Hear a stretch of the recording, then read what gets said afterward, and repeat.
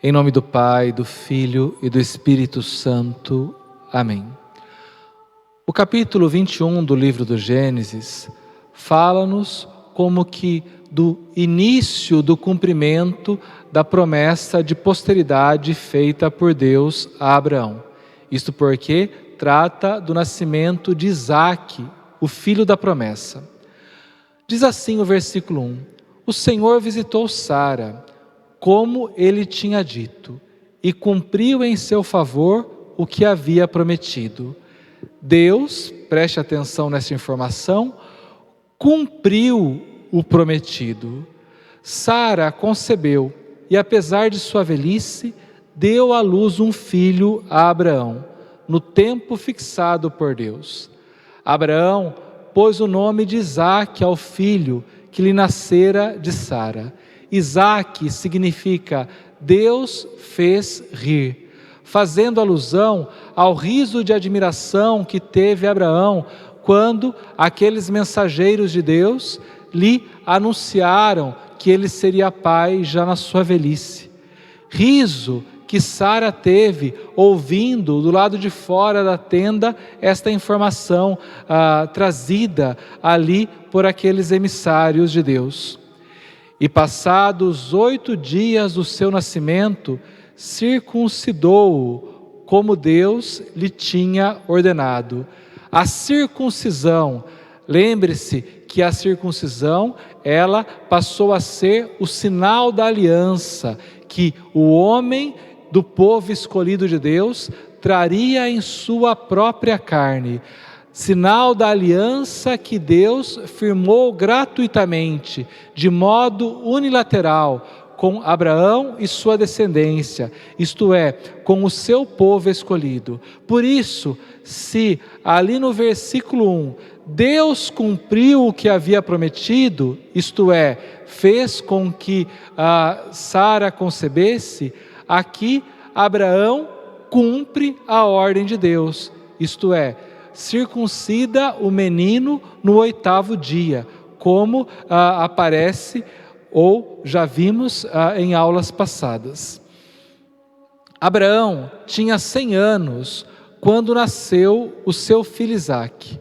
Sara disse: Deus deu-me algo de rir, e todos aqueles que o souberem se rirão de mim. Veja, novamente, uma alusão ao nome Isaque. Deus fez rir. Aqui riu, primeiramente, ali de admiração, por que não dizer até de incredulidade. Agora, ri de alegria. Mas não apenas ri de alegria, ela como que salta de alegria, dança de alegria, porque entre os judeus existe uma cantiga de ninar que se chama niguna, que na verdade trata-se de uma dança que a mãe faz com a criança em seu colo, expressando toda a alegria por aquele filho, fazendo alusão assim à alegria de Sara neste momento, porque Deus a fez rir em seu filho. Então, ela dança de alegria, como algumas traduções da Sagrada Escritura trazem. Claro, de forma figurada, como uma mulher que acabou de dar à luz poderia dançar de alegria. Mas isto acontece por quê? Porque o autor sagrado quer mostrar que a alegria de ter gerado este filho extrapola ao simples riso. Ela se reproduz através de gestos. E todos aqueles que o souberem se rirão de mim, ou seja, rirão comigo, não é? E ajuntou: quem teria previsto que Sara amamentaria filhos a Abraão? Porque eu lhe dei um filho em sua velhice. O versículo 8, o menino cresceu e foi desmamado. No dia em que foi desmamado, Abraão fez uma grande festa. Quando o menino era desmamado? Aos 3 anos de idade, porque aí se supunha que ele tinha superado os perigos da infância, os perigos de morrer de forma prematura. Sara viu que o filho nascido a Abraão de Agar, a egípcia, zombava de seu filho Isaque. Zombar, rir, mas rir de forma maliciosa. Novamente, o autor sagrado joga com o nome Isaque. Zombava de seu filho Isaque e disse a Abraão: expulsa esta escrava com o seu filho, porque o filho dessa escrava não será herdeiro com o meu filho Isaque. Ela demonstra em suas palavras o temor de que o filho da escrava ascenda à condição de herdeiro, como Isaque e seu filho. Isso desagradou muitíssimo a Abraão, por causa de seu filho Ismael. Porém, na mentalidade do autor sagrado, os ciúmes que Sara manifesta em relação a Agar e a seu filho Ismael é um mal que acaba se convertendo para que o projeto de Deus se cumpra, ou seja, de que somente em Isaque Deus daria a descendência numerosa como as estrelas do céu e como a areia da praia a Abraão, formando-lhe um povo. Mas Deus disse-lhe: não te preocupes com o menino e com a tua escrava. Faze tudo o que Sara te pedir, pois é de Isaque que nascerá a posteridade, que terá o teu nome. Mas o filho da escrava também farei um grande povo, por ser de tua raça.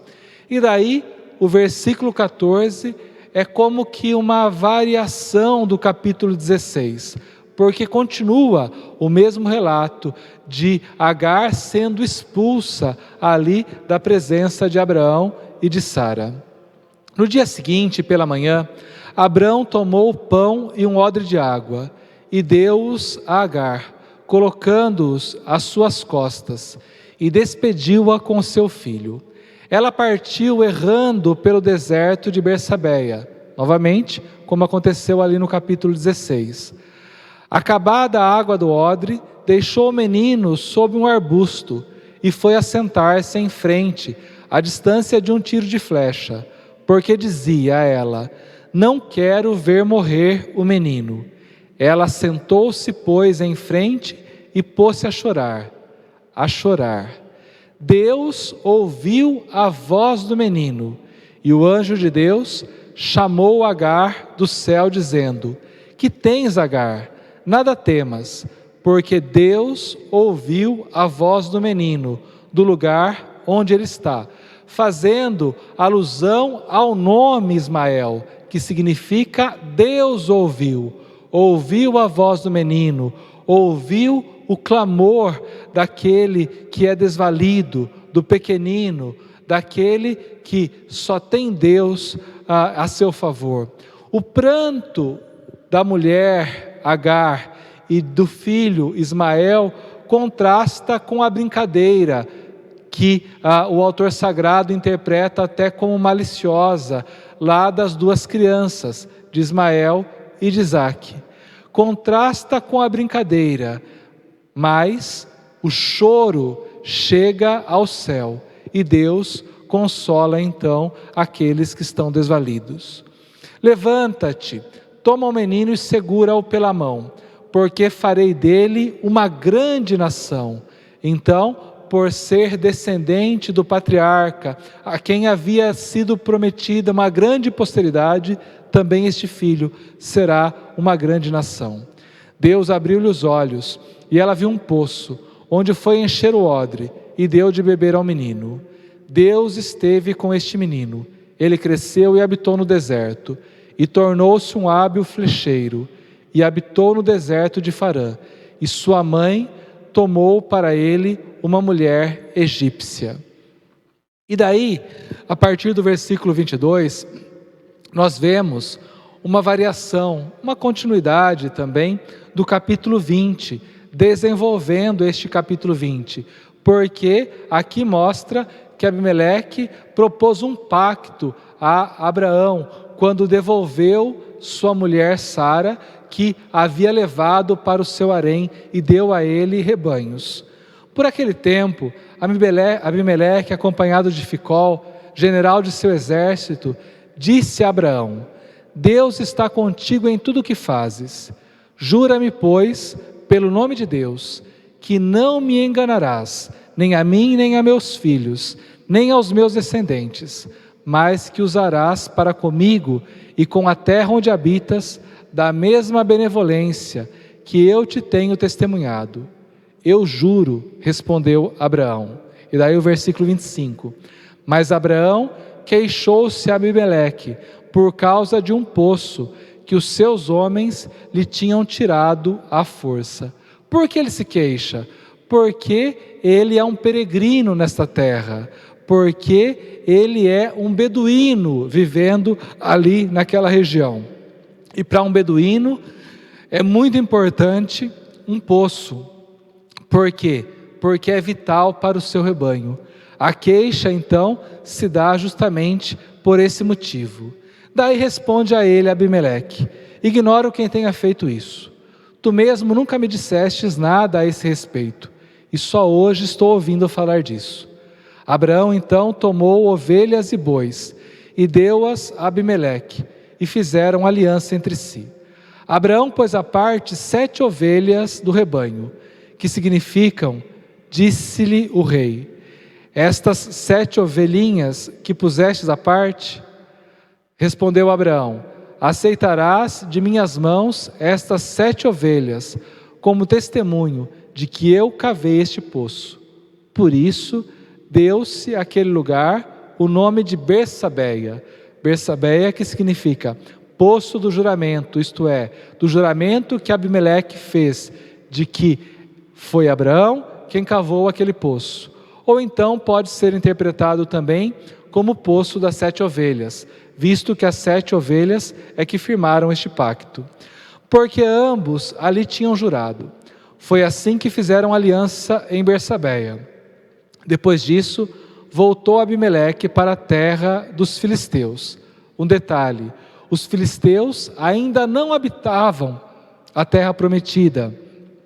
Os filisteus que tiveram que sair desta terra para que o povo de Deus dela tomasse posse plenamente. Sobretudo vemos isso lá na batalha travada pelo rei Davi.